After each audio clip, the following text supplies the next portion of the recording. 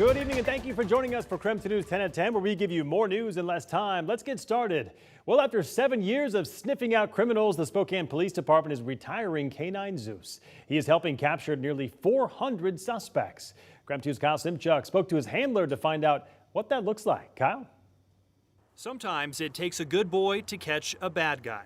It's truly been remarkable to watch him work over the last 7 years and have the ability to be as fierce as he's been, and then be able to go out and do public demos with second grade kids and let them climb all over him. We met K9 Zeus and his handler, Officer Todd Bielitz, right before their final patrol shift together, marking the end of an impressive career.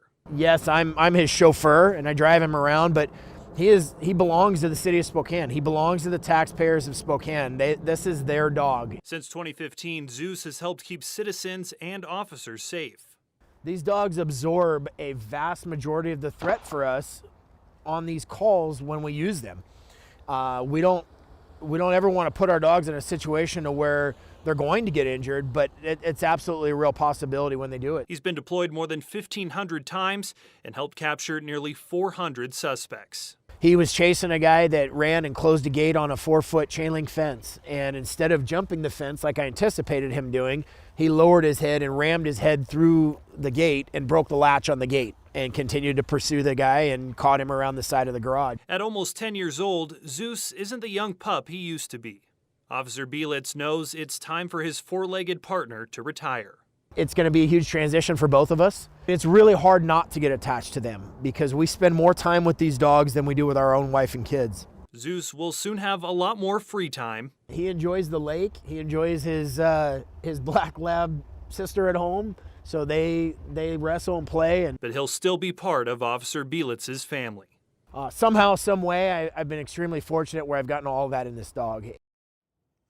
And even after Zeus retires, he'll continue to live with Officer Bielitz and his family. He's traveling to Alabama later this week to find Zeus's replacement and another dog for the department. In the newsroom, Kyle Simchuk, KREM 2 News. All right, Kyle, thank you very much. In our top stories tonight, an update in the case of the Moses Lake man suspected of killing his wife. In just a matter of hours, Charles Bergman is scheduled to be brought back to Washington to face charges. He was arrested last week in Pennsylvania. He and his wife were reported missing after last being seen at the Spokane airport.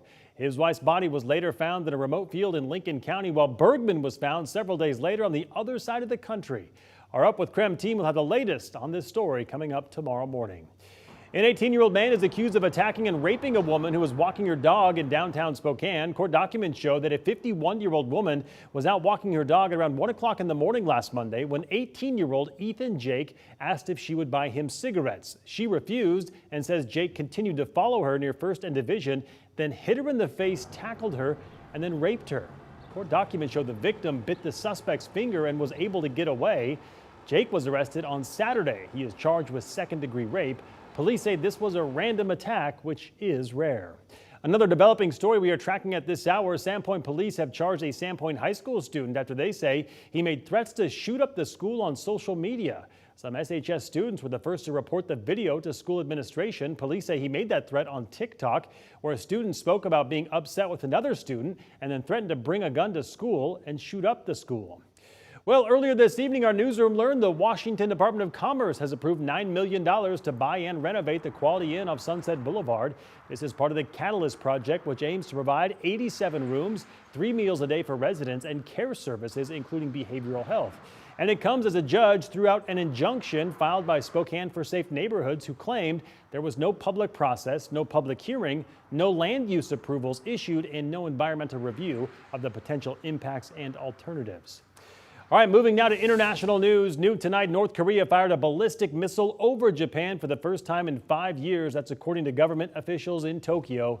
The Japanese government warned citizens to take cover as the missile appeared to fly over and past its territory before falling into the Pacific Ocean. The latest launch is the 5th round of weapon tests by North Korea in the past 10 days.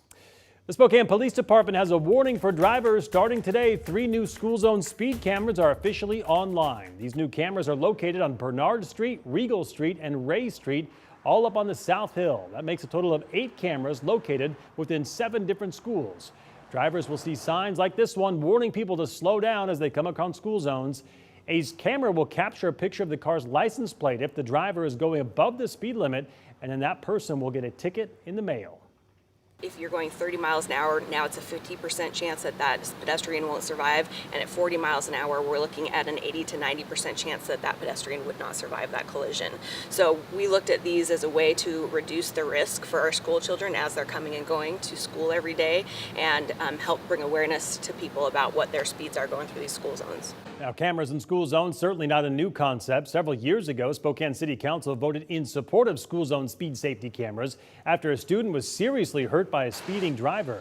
There will be a grace period for the next 30 days where speed violators will receive a warning in the mail. Then the price for a violation could cost you anywhere from $217 to $450. You have about 15 days to contact the court to take care of the ticket. Well, the Thor Freya construction project on Spokane's Lower South Hill entered a new stage today as Hartson was closed from Thor to Rebecca. Officials are now encouraging drivers to use 8th Avenue as a way to get up and down the hill. Despite a few delays, the city does expect the project to be completed before the end of this year's construction season. And it's confirmed the Bolt Creek fire near Stevens Pass was human-caused. Right now, the fire has grown to more than 12,000 acres and is just 36% contained. Officials say it'll take weeks to determine exactly how the fire started, but the Western Washington Incident Management Team says it was caused by humans. All right, taking a look at the forecast now. We had a beautiful summer-like weekend, and today felt even warmer. Let's get straight to meteorologist Michelle Boss in for Jeremy Legou this week. Michelle, in Spokane, we hit 80 today. Seems kind of significant since we're in October. Yeah, it is certainly well above average, about by 10 to 15 degrees. Didn't break any records, though. The record for today was 83. We only have to get in the low to mid 80s to be breaking records by this time of year. Certainly not very common. Temperature-wise right now, we're in the 50s and 60s across the inland northwest. So clear skies and light winds help us cool down. But fortunately, we're well above normal in those overnight lows as well. So nothing near a frost or a freeze. So folks can keep those vegetable gardens going. Satellite and radar showing clear skies across much of the region, so no rain to worry about, hardly any clouds either. Temperature trend over the next 7 days showing quite a bit of consistency here, so not looking at any big changes. Hope you like the upper 70s because we've got plenty more of that. Short-term forecast, clear skies tonight, a low in the upper 40s to around 50, and then we're looking at sunshine and 70s for the next several days. Sounds good, Michelle. We'll check back in with you later in the broadcast. And now to our night beat with a quick look at today's top stories. Tonight we have learned the families of the victims in a deadly float plane crash in the Puget Sound will conduct their own investigation.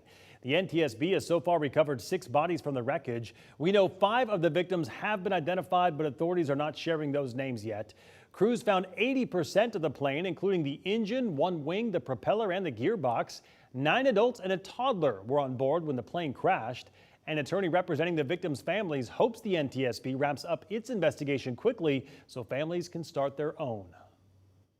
The NTSB conclusions are not admissible in court because those conclusions and that system relies on the manufacturers and carriers, not the families, in the investigation. The plane did not have a flight data recorded as it is not required on that type of aircraft. Officials say it could take as long as 2 years to determine the cause of the crash. The man accused of shooting a Washington State Patrol trooper faced a judge this afternoon. Brandon O'Neill is charged with attempted murder and attempting to elude police. 2 weeks ago, Trooper Dean Atkinson Jr. was in his patrol car in Walla Walla when police say O'Neill shot him in the face. O'Neill is currently in custody. His bond is set at $1 million. We do know Atkinson is back home with his family. He was honored by his fellow troopers as he walked out of the doors of Harborview Medical Center in Seattle yesterday. Here's some footage. He still has a long road to recovery, but is getting help from family, friends, and from his colleagues. Well, Mariners mania in full swing after this weekend's excitement. The Mariners are going to the playoffs for the first time since 2001. Tickets, as you might imagine, going fast. Many of the games already sold out. Mariners fans are flocking to team stores, which quickly sold out of postseason merchandise this weekend. Now, we still don't know if the Mariners will play any games at home during the Wild Card Series until they finish up their regular season, but we will certainly keep you posted just as soon as we find out. And that was your Night Beat. To learn more about any of these stories, just text us the word night to 509-448-2000, and we'll send them directly to your phone. And that was your KREM 2 News 10 at 10, where you get more news in less time, but don't go to bed just yet. And coming up, the death toll continues to climb in Florida as rescue efforts continue there. The latest numbers coming up next. Plus, the Satanic Temple suing Idaho Governor Brad Little and other state officials over the state's recent abortion ban. Why they say the new law is violating their rights. We're back in just 90 seconds.